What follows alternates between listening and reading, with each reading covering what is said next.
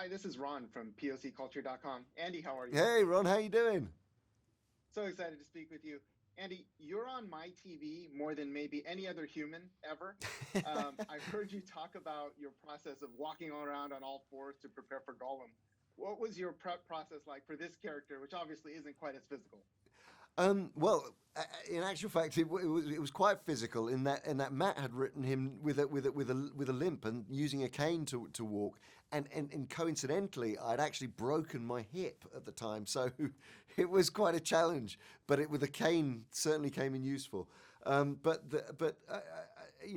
was the challenge really on this job was creating that relationship between Alfred and Bruce, and to honour what Matt had written, and to make it layered and complicated, and a relationship that was kind of built on shifting sands.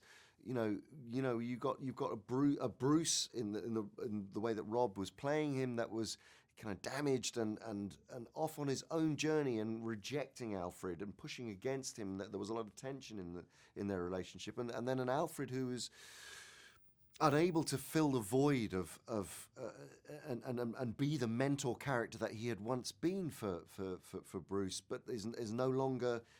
It's no longer working. He's lost his mojo really there, and so it was getting the poignancy of that relationship, and like I say, honouring what Matt had written. Really, that was the challenge.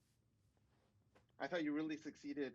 Your Alfred was one that really showed the various characteristics of the character, of the tactical side with the history, as well as that emotional paternal side with Bruce. How did you go about balancing those different elements of the character? I mean, I have to say, a lot of that was down to Matt's, direction, and also the writing, and then I suppose you find you're all the time you're looking for moments that exemplify, different aspects of the character, and I wanted him to appear, so in the choice of costume and makeup, even, that he, that he was a soldier, that he is carrying physical wounds, that he's someone who, through these code cracking skills and his skills from working with MI5, that he's a man that deals in a world of logic, and so anything emotional is difficult for him to express. Those are the kinds of challenges, I suppose. I love your Alfred, of course, but the joy of performance capture, as you know better than anyone in the world, is you can be anybody. If going forward in future films, there's an opportunity to be maybe a Batman villain that you could do in performance capture, is there anyone you'd have in mind that you'd love to play? Wow. God, I'm sure I'm blanking here because I think Maybe like a Clayface or yeah, the clay, that would be a great one. That would be fantastic to do that. Using performance capture is a really, really good idea. Yeah, that would lend itself perfectly. Would love to see it. You do so many things, Andy. Director, producer, actor. You're the godfather of performance capture. To what do you attribute your ability to excel in so many different areas?